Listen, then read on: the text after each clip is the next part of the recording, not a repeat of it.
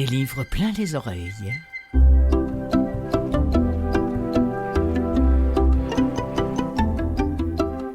Bonjour à toutes et à tous, je suis ravie de vous retrouver cette semaine encore pour vous présenter l'émission des livres plein les oreilles, émission qui, comme vous le savez sans doute, si vous êtes des fidèles, est consacrée uniquement aux livres audio. Je m'appelle Clotilde Sey, je suis vraiment très heureuse de vous présenter deux titres d'abord qui ont été enregistrés ici au Québec. Il y en a un pour les adolescents. Le deuxième aussi, remarqué, mais les adultes y seront fort intéressés, surtout que c'est très bien écrit. Alors, donc, avis à tout le monde, avis à vos ados, des livres qui s'écoutent par les oreilles et avis à vous-même. Ensuite, eh bien, je suis tombée dans l'actualité sur un article consacré à des héroïnes de fiction, des femmes qui se battent ou qui vivent dans une culture différente. C'est pas forcément des histoires liées au féminisme, loin de là. Ce sont plutôt des batailles que vivent certaines femmes, et j'ai 2 ou 3 livres à vous proposer qui sont vraiment formidables avec des très bons extraits. En seconde partie, je vais retrouver l'ami Gérald de Cousineau qui a écouté pour nous le très curieux Bristol de Jean Echnoz. Et puis, on va finir ça avec des nouveautés incontournables selon, bien sûr, vos critères et vos goûts. On va commencer maintenant, si vous le voulez bien, avec un livre qui s'appelle « La nuit du cadavre », écrit par Myriam Vincent. Myriam Vincent est une très jeune Québécoise. Elle est née en 1994. Elle détient une maîtrise en littérature de langue française de l'Université McGill. Elle est également elle-même poétesse. Elle est éditrice chez Poète de Brousse, d'ailleurs, où elle dirige la collection Prose. Elle vit à Saint-Lambert. Comment on les appelle, les gens qui vivent à Saint-Lambert? Je ne sais pas. Alors, la présentation de son livre audio est la suivante, « La nuit du cadavre ». En fait, on est avec 2 jeunes filles qui aiment s'échapper secrètement au milieu de la nuit pour arpenter les rues calmes de Contrecœur, d'où d'ailleurs l'autrice est originaire. Et au cours de l'une de leurs escapades, elles découvrent un corps sans vie sur les berges du fleuve. Et là, elles vont véritablement vivre un cauchemar. Le journal Le Devoir a fait un article, une critique en disant son premier livre ciblant d'abord un public adolescent est une belle promesse de cette rentrée littéraire. Voici un extrait de La nuit du cadavre.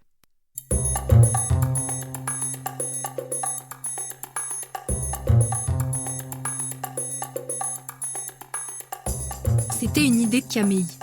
Ce sera mon unique défense si un jour on se fait prendre. Moi, j'aurais jamais pensé à ça toute seule.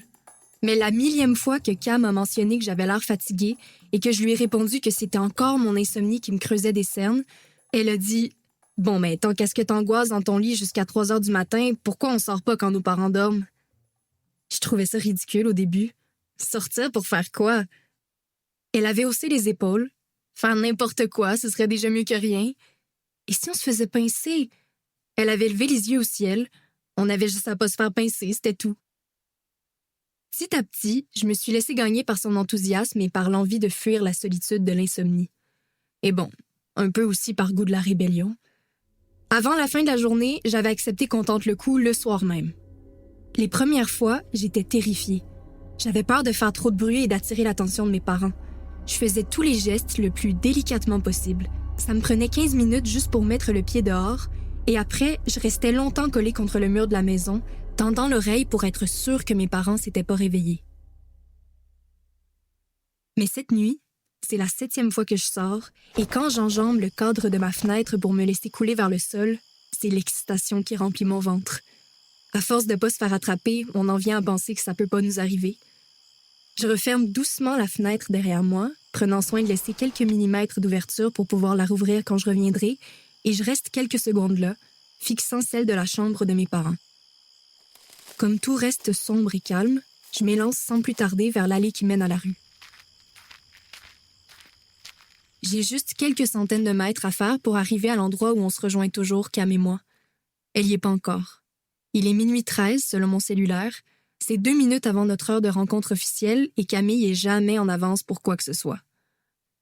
Je tapote du pied en l'attendant. J'ai toujours eu ce que mes parents appellent une imagination débordante et seule dans la petite ville endormie, avec juste la lumière des rares lampadaires pour éclairer la rue, J'ai du mal à ne pas imaginer toutes les menaces qui pourraient me guetter à mon insu. Qu'est-ce qui se cache derrière cette haie de cèdre touffue, sous cet arbre plongé dans la noirceur? Heureusement, je vois bientôt Camille tourner le coin. Mon anxiété s'apaise et l'excitation reprend le dessus. Je souris et vais la rejoindre. On se serre dans nos bras et l'odeur familière de son shampoing aux agrumes achève de me rassurer. On va où aujourd'hui? Je hausse les épaules. Où tu veux? Tu dis toujours ça, Daphné. Bon, regarde, il fait froid, on va pas rester planté là à en parler. Suis-moi.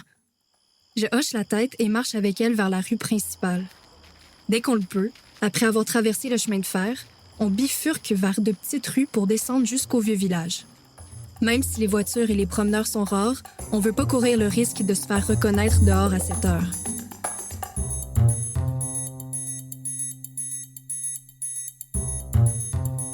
Il y a un autre livre qui a été enregistré au sein du studio Bulldog, et un autre livre d'ailleurs, j'ai oublié de vous le dire, édité par la Courte Échelle, Jeunesse, qui existe maintenant en audio. Ça s'appelle Diamant tendre. C'est encore un livre qui s'adresse aux ados, mais vous allez voir sur un sujet peut-être un peu plus douloureux. Un petit mot sur Amélie Dumoulin, qui est issue de la pratique théâtrale, qui est l'autrice de ce livre-là, Diamant tendre. Elle n'en est pas à son coup d'essai. Elle avait écrit Quand j'étais un animal, Go Shopping, Mimi, c'est ça. Donc, elle a aussi agi comme conseillère dramaturgique. Donc, malgré son jeune âge, elle aussi, elle est née en 94, je crois. Et malgré son jeune âge, elle en a déjà fait beaucoup. L'histoire de Diamant tendre, c'est au début, et c'est ce qu'on va entendre, on est à une table de pique-nique à l'arrière d'un restaurant. Et on est avec une adolescente qui repousse le moment de rentrer à la maison parce que là-bas, elle va devoir passer par un test de grossesse, enceinte ou pas. Elle est adolescente, je vous le rappelle. Alors, elle envisage toutes les différentes possibilités sous tous les angles. Tantôt, elle a de l'espoir, tantôt, elle est complètement désespérée. Et puis, elle revisite sa brève relation amoureuse avec celui qui pourrait être le papa de cet éventuel enfant-là. Extrait de Diamant tendre d'Amélie Dumoulin, c'est lu par Méliane Lagrandeur.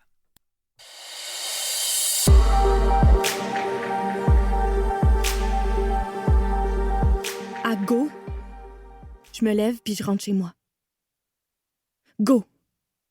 Je suis capable. Go! Oh, que je suis capable. Go! Ah, c'est fou à quel point je suis capable. Go! Oh, come on! Je fais machinalement ce trajet très niaiseux tous les jours de la semaine. Maison, école, école, maison. Je vois vraiment pas pourquoi j'y arriverais plus, là. Mes jambes ont juste comme temporairement arrêté de fonctionner. J'imagine que ça peut arriver à tout le monde. Pourtant, j'étais sur une bonne lancée. Je remontais la rue Alexandre avec détermination, le vent dans le dos, une vraie fusée de la volonté, puis bang! Pas rapport, quelque chose bloque. Jambes molles, étourdissement, besoin de m'accrocher. Me v'là comme une grosse baleine échouée à une table de pique-nique en bois dans le stationnement du restaurant au Roi du Coq-Rôti. Yeah! Il fait fret en plus. Et puis c'est clair que j'ai l'air un peu totalement épaisse, assise toute seule comme ça au pied d'une enseigne lumineuse de coq qui flash. Les gens reviennent du travail, vont ramasser leurs kids à l'école juste en face, ils viennent se chercher du poulet, ils vont s'acheter des cossins à la boutique Choupinette de l'autre côté de la rue, puis ils rentrent chez eux, pressés. Tout bouge autour de moi sur la rue Alexandre, tout bouge, sauf moi. Je suis une roche. Est-ce que les passants remarquent que je fais la roche? Allô, c'est moi la pauvre petite fille perdue, pas de cellulaire, pas de but, pas capable de rentrer chez elle pour affronter le réel. Possible en plus que les poulets qui font cuire au coq-rôti soient comme rendus des mini-fantômes puis qu'ils soient en train de me hanter en ce moment. Je les vois pas. Mais il y a peut-être tout plein de petites cuisses volantes cachées sous une napkin avec des trous pour les yeux qui flottent autour de moi en criant « Vengeance! » OK, je suis juste stressée. J'ai besoin d'une petite pause. Je peux rester autant que je veux à ma table de pique-nique. On s'en sacre. Je suis pas pressée anyway. Ma mère rentre tard le mercredi. On va souper à pas d'heure. En plus, si je tète encore un peu, je pourrais voir passer une auto orange. Elle pourrait apparaître ici, dans le stationnement du Coq ou remonter la rue Alexandre. Yes! Je vais pouvoir faire un vœu. Je sais pas pourquoi je fais ça quand j'en vois une. C'est fou tout ce qu'on fait par réflexe, mais qu'on se souvient plus pourquoi on le fait. C'est quand même rare, les chars oranges, mais il y a d'autres couleurs encore plus weird. Comme l'auto rose que j'ai vue avec des cils sur les phares. C'est-tu Kitten? Non, c'est full beau. En tout cas, c'est sûr que ça compte pour un double vœu. D'habitude, je souhaite quoi? La paix dans le monde, du cash, des performances scolaires, l'amour, évidemment. Arc, l'amour! Là, on dirait que la seule chose que je souhaiterais, c'est de...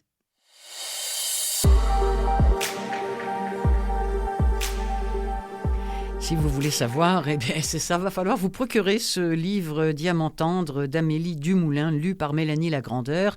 J'ai oublié de vous préciser que l'extrait d'avant, La nuit du cadavre de Myriam Vincent, c'était lu par Amaryllis Tremblay. Je suis tombée récemment sur un article passionnant, comme souvent d'ailleurs dans la revue sur le web Actualité, où il est question, c'est un dossier sur des héroïnes féminines en livre audio. Pas des héroïnes en tant que telles. Bon, on n'est pas là dans le féminisme, mais dans un univers romanesque de figures féminines qui sont obligées dans leur vie, de par ce qu'elles vivent, de par ce qu'elles souffrent, qui sont obligées de se réinventer constamment. Alors on les voit parfois puissantes, parfois vulnérables, parfois insoumises. Ce sont les éditions Tellem qui nous proposent de découvrir cette série de portraits de femmes à la recherche d'elles-mêmes. On va commencer par les Lotus d'or. C'est signé Jane ou Jane Yang, jeune femme qui est née dans l'enclave chinoise de Saïgon, qui a grandi en Australie, où elle vit d'ailleurs toujours. C'est son premier roman, les Lotus d'or. Si je vous dis Mémoire d'une geisha, ça va peut-être vous rappeler quelque chose. Il s'agit là aussi d'une fresque historique vraiment époustouflante, dans la même lignée, qui explore les vies de deux jeunes filles dans les dernières décennies de la Chine impériale, et notamment celle d'une petite fleur qui voit ses rêves de mariage disparaître le jour où elle est vendue en esclavage à une riche famille. Et là, on est au début du livre, alors que Petite Fleur apprend consciencieusement à bander ses pieds d'enfant. Vous savez, ce sont ces pieds, ces petits pieds chinois. On force les petites filles à supporter cette douleur épouvantable, à se bander les pieds pour éviter qu'ils mesurent plus de 10 cm. C'est ça, les Lotus d'or. En voici un extrait.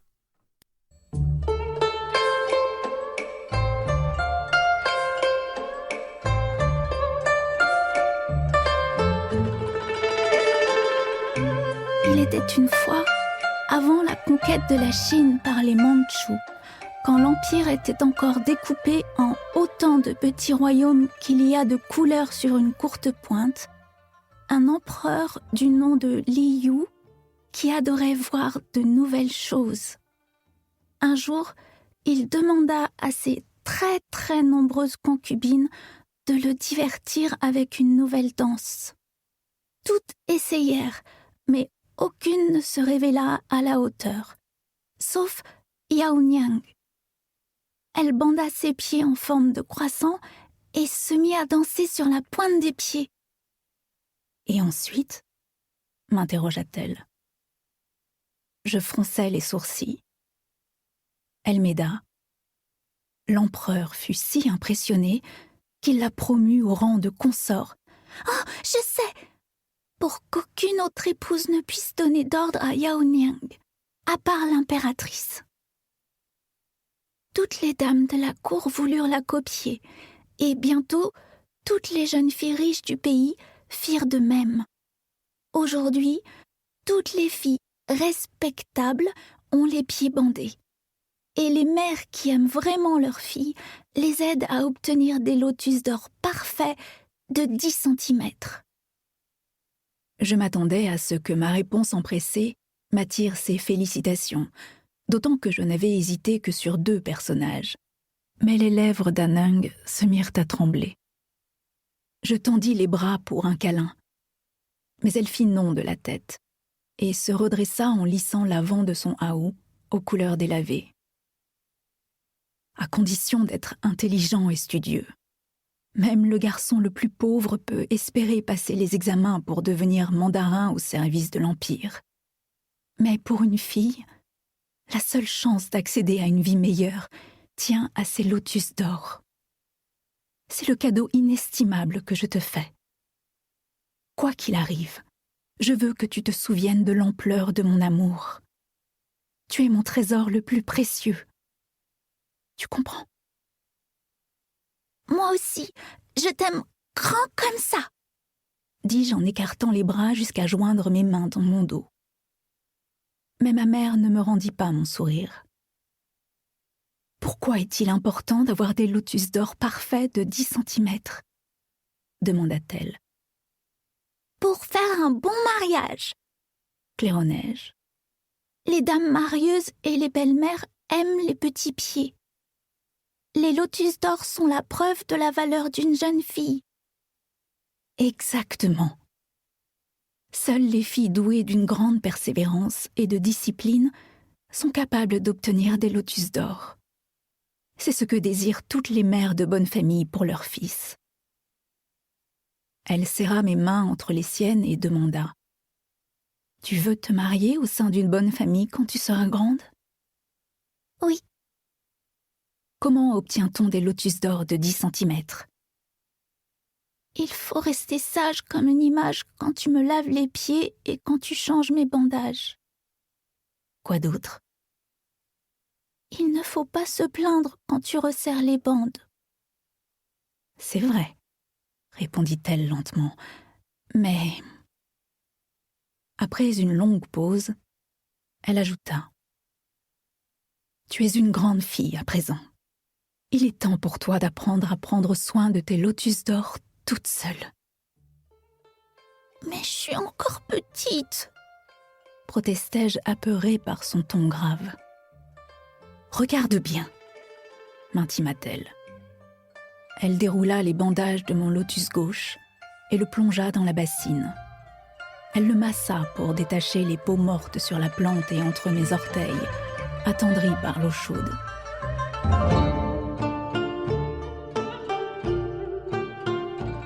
Quelle souffrance, hein? Quelle souffrance encore infligée aux femmes au nom de la beauté et du mariage.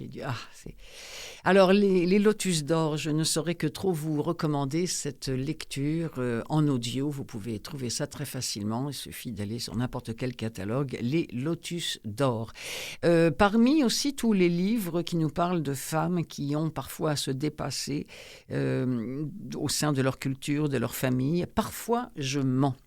C'est d'Alice Finet, F-E-E-N-E-Y. C'est lu pour Télème par Corinne Campa. L'histoire est celle d'une femme qui est dans le coma. D'une part, son mari ne l'aime plus, d'autre part, et parfois, et enfin, elle ment. Elle est complètement inconsciente dans un lit d'hôpital, elle est prise au piège d'un esprit actif, mais d'un corps inactif. Donc, elle est capable d'entendre et de comprendre, mais elle est incapable de communiquer avec les rares proches qui lui rendent visite ou le personnel soignant. Comment en est-elle arrivée là? C'est ce qu'on va découvrir dans ce livre-là, Parfois je mens, d'Alice Finet, dont un lecteur de Babelio dit ceci: « Je ne me souviens pas qu'un thriller psychologique m'ait autant torturé les neurones.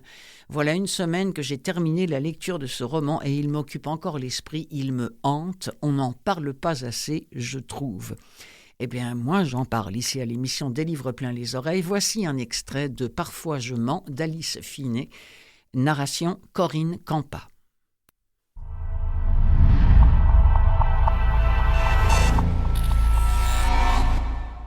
J'ai toujours adoré ce moment de flottement entre veille et sommeil. Ces précieuses secondes de demi-conscience précédant le réveil où l'on se surprend à prendre ses rêves pour la réalité. Un instant d'intense plaisir ou d'intense douleur, avant que les sens redémarrent et nous disent précisément qui, où et ce que l'on est. Pour l'instant, pendant une seconde encore, je savoure l'illusion volontaire me permettant d'imaginer que je pourrais être n'importe qui, n'importe où, et que l'on pourrait m'aimer. Une lueur se dessine derrière mes paupières. et l'alliance de platine à mon doigt attire mon attention. Elle paraît plus lourde que d'habitude. J'ai l'impression qu'elle m'accable. Un drap dont je ne reconnais pas l'odeur recouvre mon corps et j'envisage la possibilité d'être à l'hôtel. Tout souvenir de mes rêves s'évanouit. J'essaie de m'y accrocher, d'être quelqu'un que je ne suis pas, de rester là où je ne suis pas. En vain. Je ne suis jamais que moi-même et je suis ici, là où je sais déjà que je n'ai pas envie d'être. J'ai les membres douloureux et je suis si lasse que je n'ai aucune envie d'ouvrir les yeux, jusqu'à ce que je me rappelle que j'en suis incapable. La panique m'envahit telle une bourrasque d'air glacial. Je ne sais plus où je suis, comment je suis arrivée là, mais je sais qui je suis. Je m'appelle Amber Reynolds. J'ai 35 ans. Je suis la femme de Paul. Je répète ces 3 informations mentalement, m'y accroche comme à une planche de salut sans oublier que l'histoire est tronquée, les dernières pages arrachées.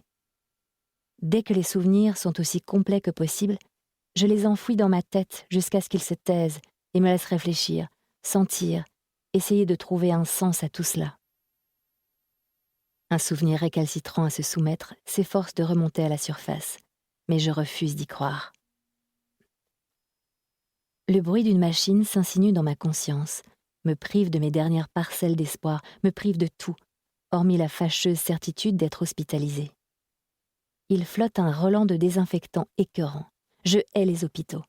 La mort et les regrets tardifs y sont chez eux, et ce n'est certainement pas le genre d'endroit où j'irai de mon plein gré, encore moins pour y séjourner. Il y avait des gens ici tout à l'heure, des inconnus. Je m'en souviens maintenant. Ils ont employé un mot que j'ai refusé d'entendre. Je me rappelle le tapage, le ton qui montait et la peur, la mienne en particulier. Je lutte pour exhumer autre chose, mais la mémoire me fait défaut. Il s'est passé quelque chose de très grave, même si je ne sais plus quoi ni quand cela s'est produit. Pourquoi n'est-il pas là ? Il peut être risqué de poser une question dont on connaît déjà la réponse.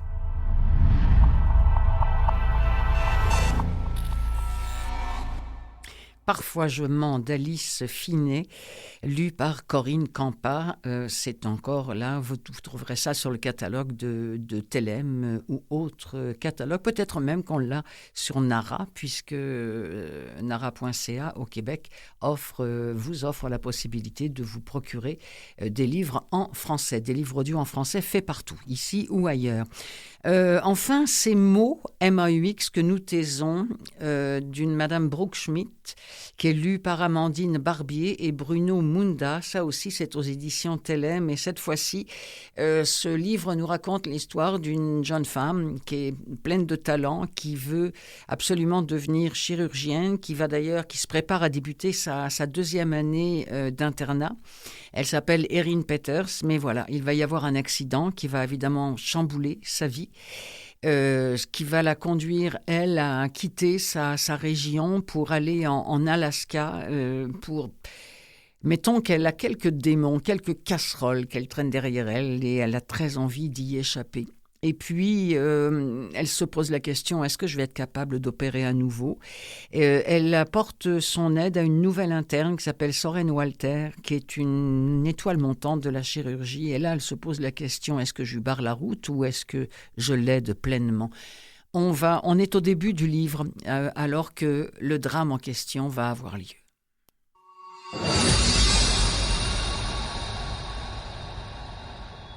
La vie est une belle saloperie. Elle peut nous amener au summum du bonheur, juste assez longtemps pour que nous commencions à goûter à cette euphorie douce et sucrée qu'est la joie pure, avant de tout nous reprendre. La vie est comme ça. Fragile, imprévisible. Elle ne tient qu'à un fil. Je sens le vent chaud de la nuit sur mon visage. L'alcool enivre mes sens et me procure un sentiment de plénitude. Qu'est-ce qu'on est bien là. Les parfums fruités de l'été dans le Colorado me parviennent quand j'inspire profondément. J'entends mes amis rire à l'avant de la voiture et je m'appuie un peu plus dans le siège. Le paysage défile tandis que notre véhicule s'enfonce dans la nature. Les criquets chantent à notre passage. Une musique douce résonne dans l'habitacle. Un bel été. Le meilleur de ma vie. C'est l'un de ces moments suspendus dans le temps où l'insouciance nous gagne, où les soirées festives s'étirent à l'infini, où l'on se laisse porter, où plus rien n'a d'importance, où seul compte l'instant présent. « T'es sûre de pouvoir conduire, Tyler ?» demande Alice. « Je n'ai bu que 3 bières, ça va. Puis vous êtes tous bourrés. On ne va pas prendre un hôtel alors que notre Airbnb est à peine 2 miles. » Je glouse bêtement. Je ne bois jamais d'habitude. Avec les études de médecine, je dois être en pleine possession de mes moyens en toutes circonstances. Prête. Toutefois, ce voyage était prévu depuis si longtemps. Nous fêtons le départ de Jackson, mon meilleur ami, qui a obtenu le poste qu'il convoitait tant au Canada. Et accessoirement, mon entrée en 2e année à l'hôpital en tant qu'interne en chirurgie. On n'a qu'une vie, n'est-ce pas? Qu'est-ce qu'une seule soirée de lâcher prise? Et puis, je ne suis pas en service. Mes amis sont là pour moi. Notre road trip ne fait que commencer. Notre vie aussi. Enfin. Nous sommes jeunes. Nous sommes invincibles. Et puis, un choc. Ma tête qui ballotte. Je me cogne 1 fois, 2 fois, 3 fois. Mon cou craque. J'ai mal. Tout tourne. J'ai envie de vomir. Peut-être que je me suis endormie. Ou pas.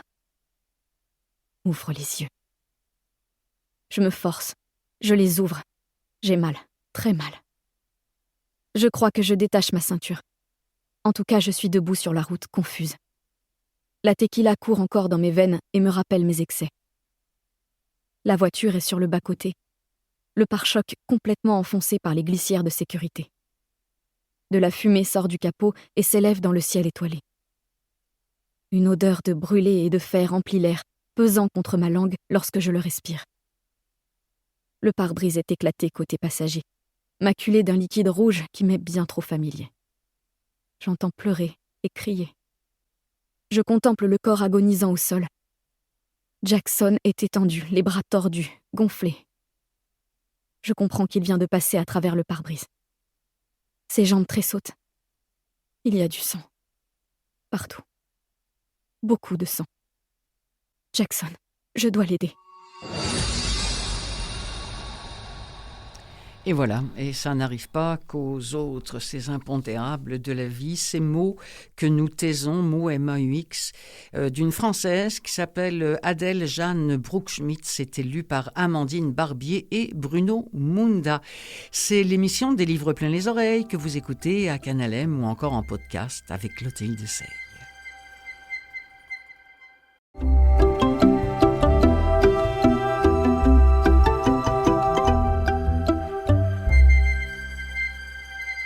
Et c'est à nouveau un rendez-vous incontournable. Et vous savez que j'aime ça et je sais que vous aimez ça aussi, avec quelqu'un qui sait tellement bien nous parler des livres qu'il écoute. Et Dieu sait s'il en écoute beaucoup. Gérald Cousineau, salut l'ami. Salut Clotilde. Alors, je t'ai demandé de lire ou de relire, parce que tu l'avais peut-être déjà lu toi-même, oui. Bristol, dont j'ai parlé assez fugacement récemment. Et honnêtement, j'avais envie d'avoir ton avis sur ce drôle de bouquin et ce drôle de Bristol. J'allais commencer ma chronique par « Quel drôle de livre !» Et je vous jure qu'on s'en est pas parlé. Hein? Non, pas du tout. Alors, Jean Echenoz, qui pour moi fait un peu bande à part dans la littérature française. Bon, il a 77 ans maintenant, oui. Je pense. Là. Et c'est drôle parce que dans les critiques que j'ai consultées, on parlait de son 16e roman, de son 18e roman, un autre de son 21e roman. Je dis, écoute, ils ne savent pas compter ou quoi là? Alors finalement... Alors donc, Bristol, publié cette année, oui. C'est tout récent, 2025, c'est Robert Bristol en fait, le personnage principal, Robert Bristol. Imaginez, nous sommes à Paris. Alors ce cher Robert Bristol sort un matin de son immeuble à logement, et là, il y a un homme nu qui va tomber à 8 mètres de lui. Il n'y prête pas attention et continue son petit bonhomme de chemin vers la scène. Bon, ça, c'est le début, oui. Très, très, très curieux. Qu'on va d'abord entendre, d'ailleurs, qu'on va entendre dans l'extrait. Revient là-dessus, justement. Bon. Alors, on l'écoute maintenant, et puis ensuite, on continue. Voilà. Alors, c'est comme vous voulez, hein, c'est vous le patron, là. Hein? Alors, on y va ? Oui. Allez, ça marche. Alors, extrait de Bristol, de Jean Schneck. Bristol n'y prête pas attention et se dirige vivement vers la Seine. C'est un premier matin d'automne, très tôt pour lui, trop frais pour la saison, 9h10 et 6 degrés Celsius. L'indifférence apparente de Bristol peut s'expliquer par ses pensées qu'il absorbe au point de rétrécir son champ visuel périphérique. Mettons qu'il n'ait rien vu. Rien entendu non plus. Le bruit de cet impact n'étant pas plus distinct que celui d'un sac de ciment chu d'un échafaudage, couvert par la rumeur du trafic sur le quai, trop étouffé pour qu'on s'en alerte si l'on est un tant soit peu distrait. Il n'y a personne dans la rue des Eaux, souvent déserte en début de journée.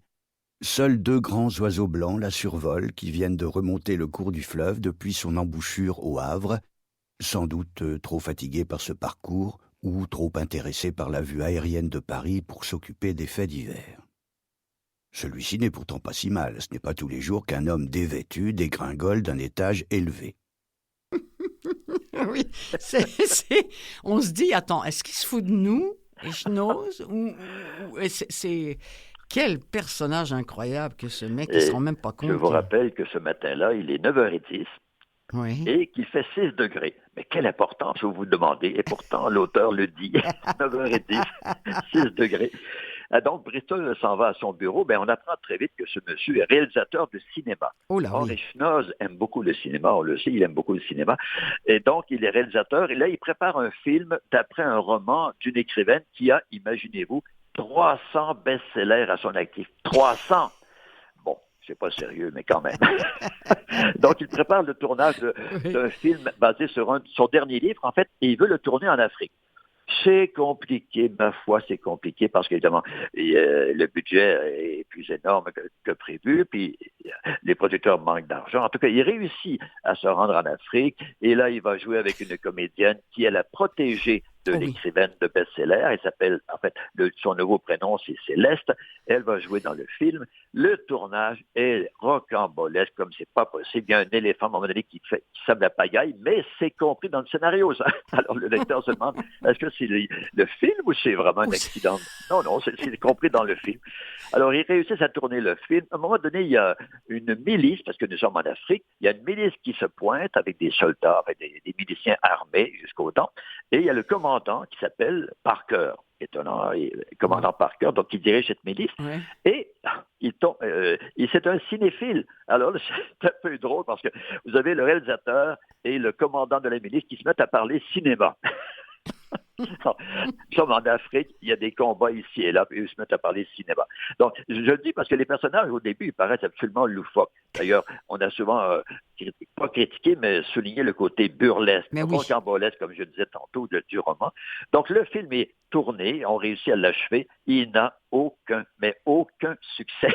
Comme toujours d'ailleurs, parce que je pense c'est un peu, c'est pas le louche, là, je veux dire. Non, d'autant plus que les livres dont il s'inspire sont pas très bons. On imagine. En plus.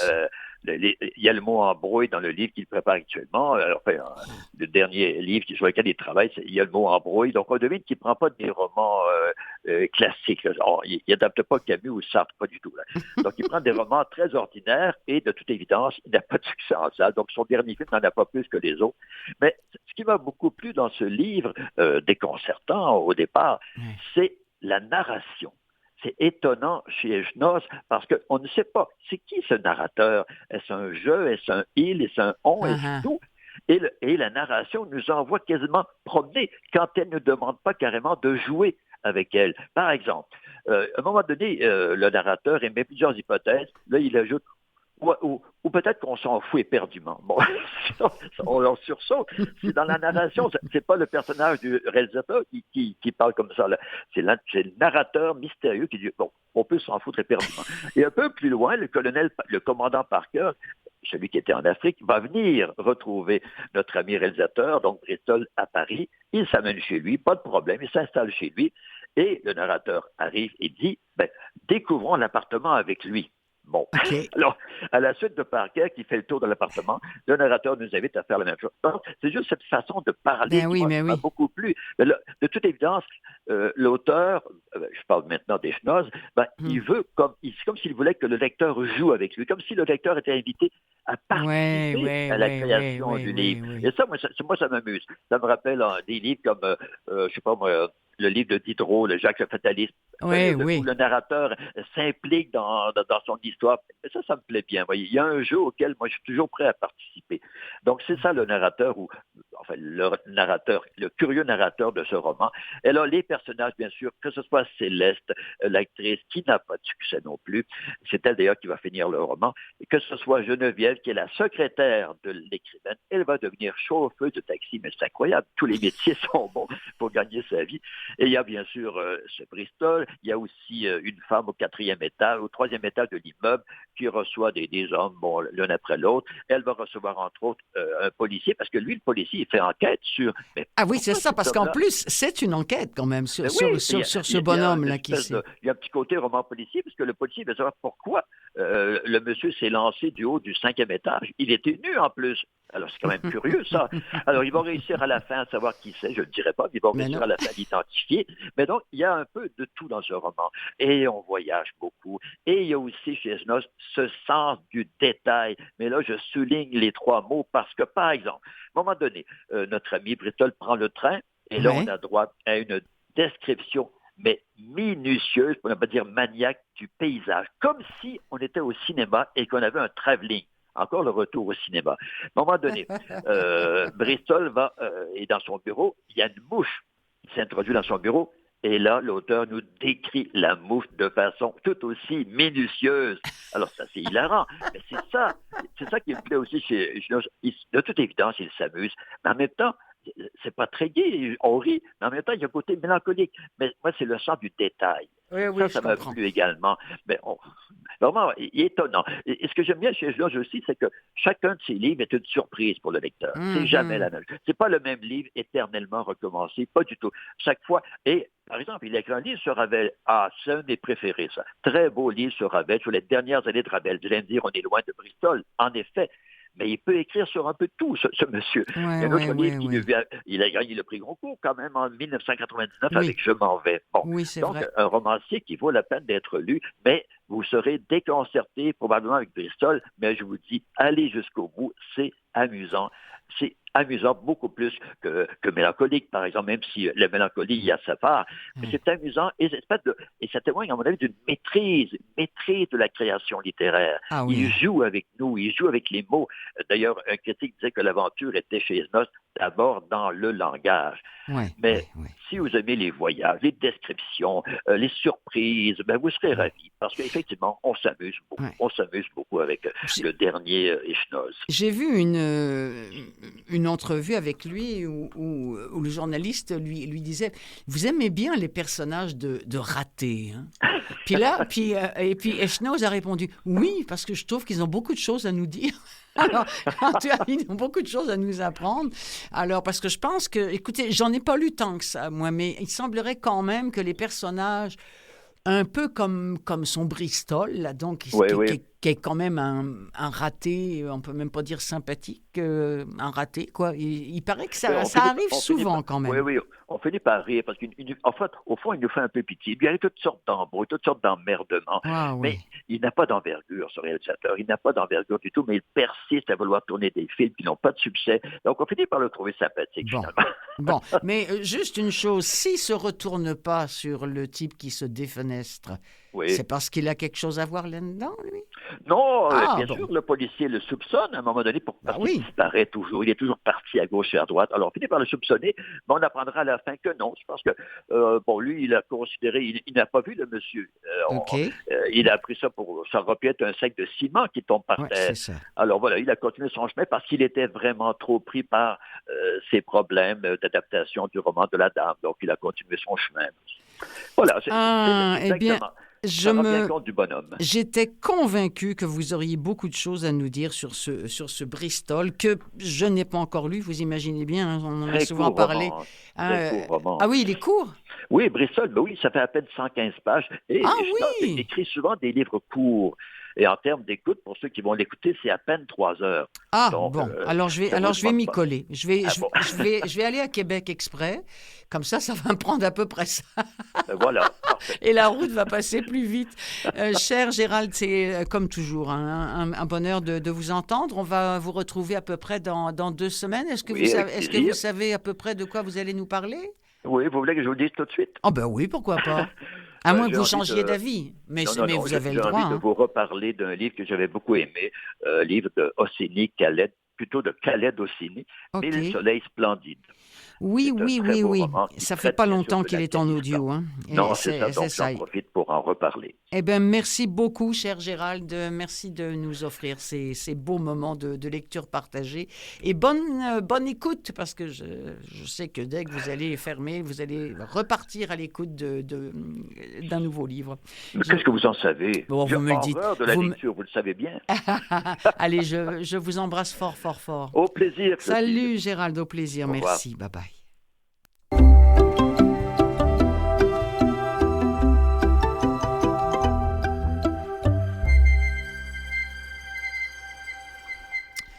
Ah là là, l'art et la manière de savoir parler de livres pour qu'on se rue dessus. C'était donc Gérald Cousineau que vous venez d'entendre dans cette chronique nous parler de Bristol de Jean Echenoz. Aurélie Vallogne, c'est elle qui signe et qui lit cette nouveauté. Hein. C'est un livre qui est sorti en janvier, je crois, 2025, et en audio, il est sorti le 12 mars. Donc, voyez-vous, c'est vraiment tout récent. Ça s'appelle La Fugue. La Fugue, c'est peut-être cette femme qui un jour décide de faire ce qu'on a tous eu envie de faire à un moment donné. Ben, peut-être en tout cas, mais beaucoup d'entre nous. On a eu envie de faire ça, envie de partir, envie de claquer la porte, envie de tout, allez hop, de tout quitter, de tout. Eh bien, c'est ce qui arrive à Inès, qui est mariée, qui a 2 enfants. Inès qui est arrivée à la moitié de sa vie, mais elle a l'impression qu'elle est arrivée nulle part. Elle a l'impression qu'elle passe son existence à porter sur ses épaules le poids des années à elle et puis celui en tout cas tous les soucis que lui apportent les gens qui l'entourent. Elle s'oublie et voilà, elle se sent emprisonnée dans une existence et un jour elle décide de foutre le camp. Dans la nature, elle trouve un lieu à elle, une maison où elle espère panser les cicatrices de l'autre maison, celle qu'elle a quittée. Alors, c'est l'histoire d'une femme qui va lécher ses plaies dans ce nouvel environnement. Ce livre d'Aurélie Vallogne, La voix d'Aurélie Vallogne, un extrait de La Fugue.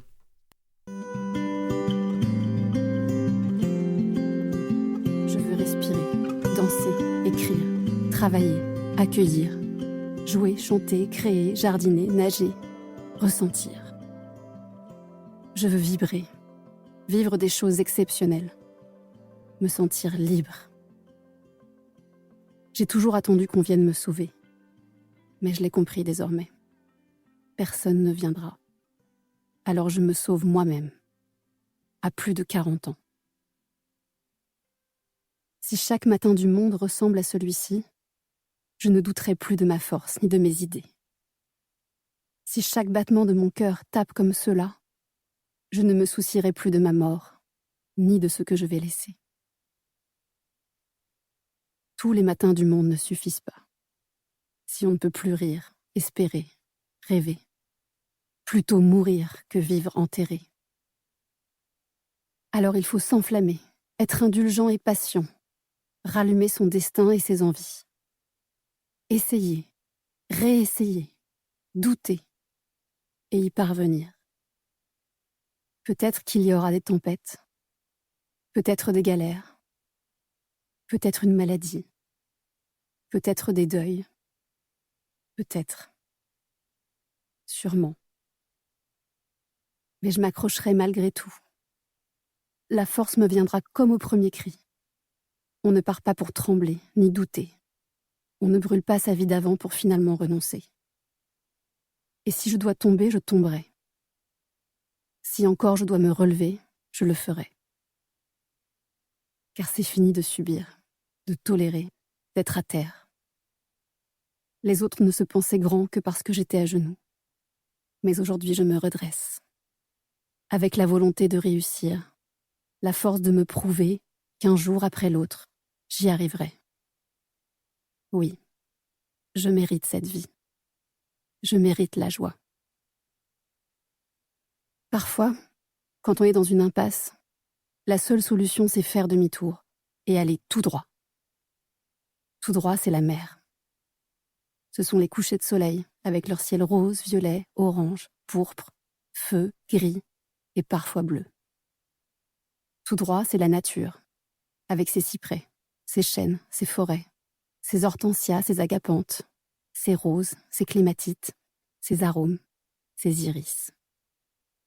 La musique du bruissement des feuilles, le clapotis de la pluie au-dessus de ma tête, l'odeur des marées dans ma gorge, la rosée sous mes pieds. Par là, c'est mon futur, ma nouvelle vie. Si je pouvais la réécrire, elle commencerait maintenant, ici. On a tous une raison de partir. On porte, on encaisse, on tolère. Et puis un jour c'est fini. Il n'y a plus de retour en arrière. Aujourd'hui est le début de ma nouvelle vie, de mon second printemps. Le jour 1 d'un recommencement. Chapitre 2. Ma clé. Je la sors fébrilement et l'insère. Ma main tremble. Quand j'entre pour la première fois dans ma maison, les rayons du soleil illuminent la porte d'entrée. Et j'entends les oiseaux gazouiller. Une fois la cuisine traversée, je pénètre dans une grande pièce baignée de lumière, en forme de L. Sur la gauche, un salon couleur vert bouteille, avec sur le mur d'en face une bibliothèque. Un pan entier du sol au plafond, rempli de livres appartenant sûrement à la propriétaire précédente. Je n'ai pas voulu en savoir plus au moment de la vente. Tout s'est fait si vite. Mais j'ai retenu que la maison appartenait à une femme. Je crois que cette idée m'a plu. Il y a une odeur entêtante de résine ou d'encens. Je m'approche, touche les rayonnages, lis les premiers titres. Une chambre à soi, Les Hauts de Hurlevent, Rebecca, Jane Eyre. La nature sauvage et la lande anglaise m'accueillent. Je me sens déjà chez moi.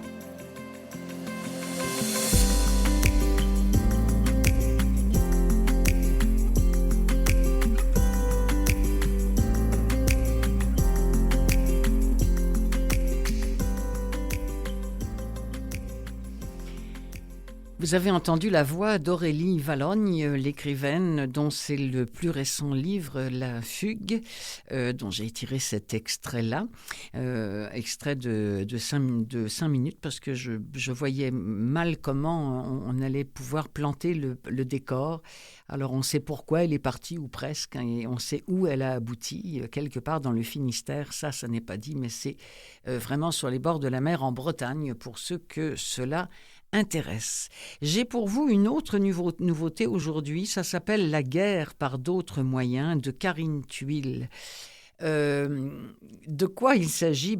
Forcément, moi, en tant que Française, et puis connaissant peut-être un petit peu plus l'histoire de nos présidents contemporains, mais bon, je ne sais pas si vous vous souvenez de M. François Hollande, qui lorsqu'il a quitté ses fonctions, il était très, très en amour avec une comédienne.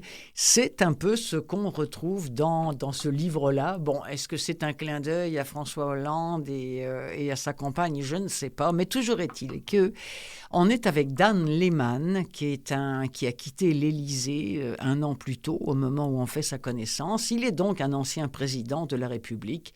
Le problème, c'est que le bonhomme n'est plus que l'ombre de lui-même, parce que le couple iconique qu'il formait avec une actrice qui s'appelle Hilda Müller n'est qu'une vraie façade. Il est alcoolique, il est menacé par les affaires judiciaires, il tente de revenir sur le devant de la scène médiatique. Hilda, pendant ce temps-là, tient le rôle principal d'un film qui pourrait être sélectionné au Festival de Cannes, mais comme ça va pas bien entre eux, eh bien, on navigue constamment dans ce livre de Karine Thuil entre drame personnel et drame de fiction. C'est un roman puissant. On pourrait penser que c'est un sujet comme ça un petit peu banal, mais non, c'est vraiment un roman puissant qu'elle nous offre là, qui nous force à sonder un peu les mécaniques cruelles du pouvoir. C'est une espèce de comédie humaine, nous dit-on aussi dans le résumé qu'en fait Audiolib, si mes souvenirs sont bons. C'est un livre où il y a l'addiction, l'amour évidemment, mais tout ce qui est aussi capital social, tout ce qui est politique, toutes les armes de séduction sont tout aussi bonnes les unes que les autres pour se jouer une espèce de guerre clandestine dans un couple dont on se demande qui en sortira victorieux. Alors, il y a une lectrice qui a écrit que ça ne se joue pas seulement dans les sphères du pouvoir ou sous les feux du projecteur, c'est aussi une guerre intime, sourde et impitoyable. Elle dit aussi que l'alcoolisme est au cœur de ce roman. Au niveau des critiques, on a dit dans Bibliops que c'est avec une grande maîtrise et une virtuosité éblouissante que l'autrice entraîne ses personnages dans le vertige permanent des jeux de pouvoir.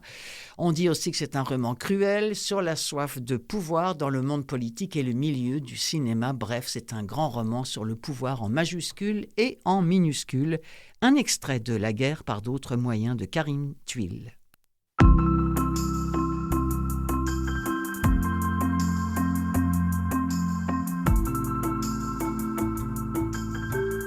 Lehmann détestait les éditeurs parisiens. Ces commerçants qui se vantaient d'être de gauche, mais baisaient les auteurs à coups d'avaloirs minables et de pourcentages dérisoires, qui exigeaient de la moitié de leurs droits audiovisuels et les envoyaient sur des plateaux télévisés et les salons littéraires faire les putes sans autre dédommagement qu'un taxi prépayé aller-retour.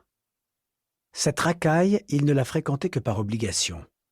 La morgue de cette caste, la condescendance avec laquelle les éditeurs s'adressaient à lui comme s'il était un culte, le rapport hypocrite qu'ils entretenaient avec l'argent, lui donnaient envie d'agiter sous leur nez toutes les daubes qu'il publiait pour engranger ce fric qu'il méprisait. Par ailleurs, quand il était réclamé par les auteurs, son précédent éditeur surtout, qui avait osé exiger quelques jours à peine après sa défaite le remboursement de l'avaloir que Lehmann avait perçu pour un texte provisoirement intitulé « L'avenir nous appartient ».